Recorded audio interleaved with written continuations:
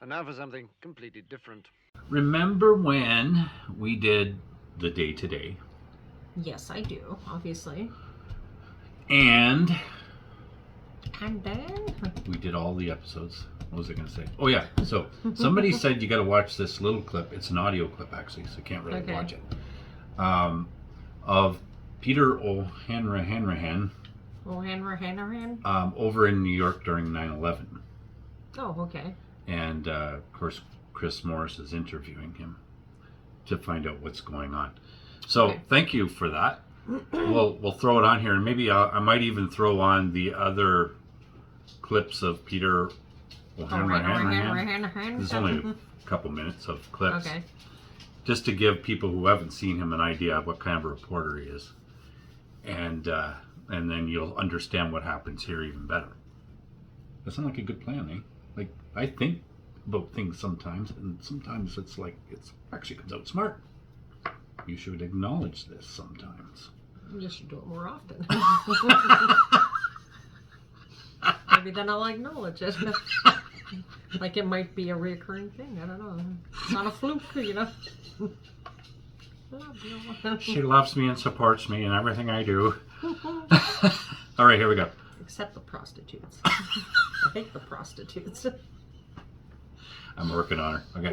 You're working The on Day her? 24 Live now stays with those terrorist attacks in New York and Washington. Both towers now gone. Later, what is a hijacked airliner and how does it crash? But first, our correspondent Peter O'Hanrahan is in New York at the moment. He went there to cover the World Trade Organization talks due to start today at the World Trade Center. He's on the line now. Peter, where are you and what's going on? It's a clear, crisp morning in New York, Chris. Crackle of anticipation among the delegates at breakfast. A lot at stake here. These talks could be the big yes or no for the Eastern economies. Right, so Peter, can you tell us exactly what the situation is currently in New York? Well, the situation, I'd say, it's eggs over easy for the Germans, eggs over not bad for the Japanese, and eggs over pretty grim for the Russians. So the meetings are going ahead? That's right, Chris. And where are they being held? Here at the World Trade Center. You're at the World Trade Center? Yes. Oh.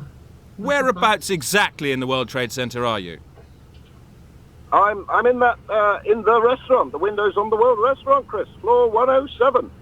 Sipping a cappuccino. Floor 107 no longer gives a particularly good view of New York. Well, it does from where I'm sitting, It's Chris. now part of the basement. I think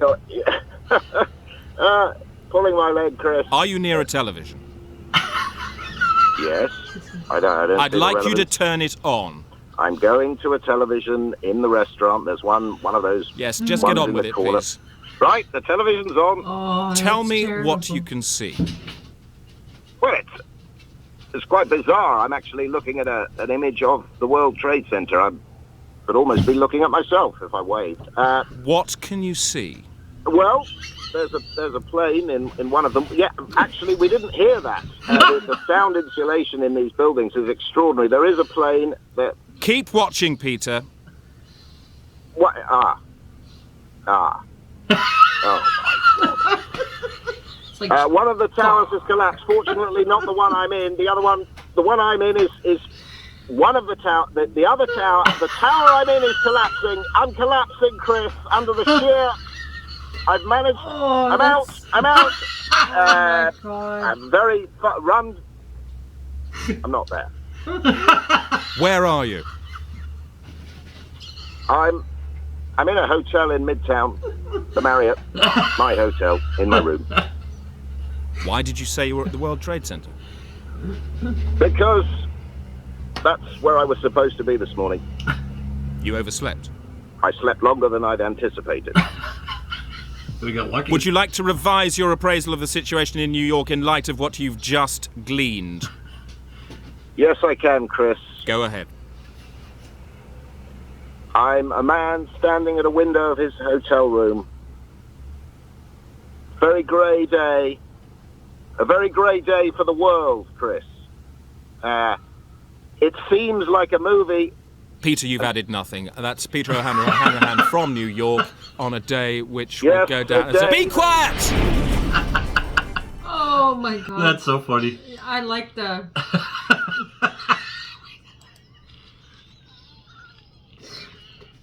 the next one. Don't watch it. All right. Anyhow, the day-to-day thing was funny. So, Family Guy was funny. It was. So, we'll we continue got on. sucked into another video. Yes, I thought it was very good. That he was also not recording. Okay, so talk to you later. Bye. Bye.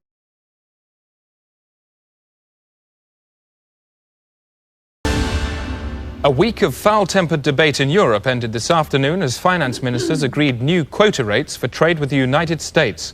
In Brussels is our economics correspondent, Peter O'Hanrahan. Peter, what is the new rate? It's 30%, Chris. Agreement was a long time coming, but in the end, the decision was unanimous. What was the Germans' reaction? Because they've been holding out for 40%, haven't they? That's right.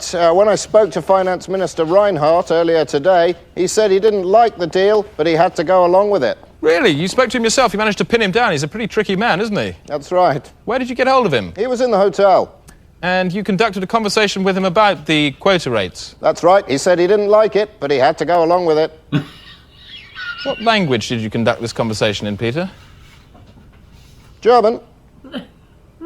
You spoke to him about the technicalities of the deal in German? Yes. So what's the German for 30%? 30%. 30%. Yes. And what about that quote you attributed to him? I don't like it, but I'll have to go along with it. That's what he said. How did he say it? I don't like it, but I'll have to go along with it. In German. How did he say it? Ich nichten lichten. Presumably you mean, rufen Sie ein Taxi bitte, sonst verpasse ich meinen Flug. Yes.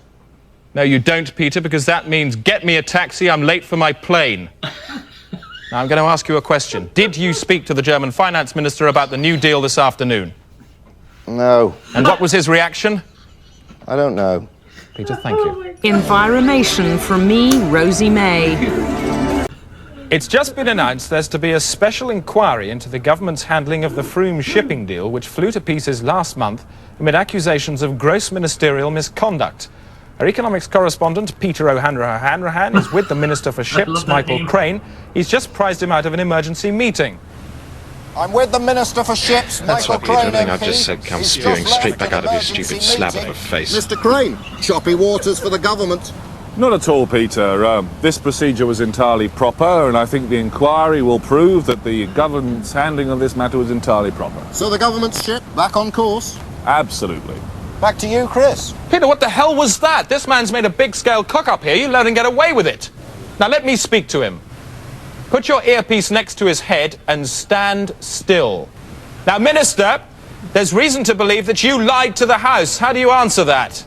Well, that is a very serious and unfounded allegation, and I'll be making a statement to the House based on the preliminary inquiry next week. A week is a long time in politics. Rab Butler. Shut up, Peter. Now, Minister, did you or did you not lie to the House? I will be making a full statement to the House next It's a week. simple question, yes or no. Did you or did you not lie? As the Minister for Ships sprawls on the pin, it's back to you, Chris. No, it isn't, Peter. He's about to answer the question. He's about to admit to lying to the House. You've let him get away again. Where's he gone? Over there. Well, get him back. He's in a cab. Peter, you've lost the news. What are you going to say? Sorry. Look like you mean it. Look down at the ground and say sorry. I'm sorry. Peter, next time you cross the road, don't bother looking. Oh my god. Sorry. The worst field reporter ever. Company General Motors have today announced a cut in their workforce at their plant in Detroit. Our economics correspondent, Peter O'Hanrahan, is there at the moment. Peter, what's going on? Chris, it's a mass redundancy measure. It's the biggest layoff in American industrial history. 35,000 jobs in one fell swoop. Gone. 35,000? Yes, Peter, there's only 25,000 people at the plant. that's right, Chris. Mass redundancy on an unprecedented scale. Well, would you mind telling me how the plant can function on minus 10,000 workers? I don't know, Chris. You tell me. I'll tell you what, Peter, you mean 3,500 workers have been sacked. No, 35,000. It's all here. Let me see what you've got down there.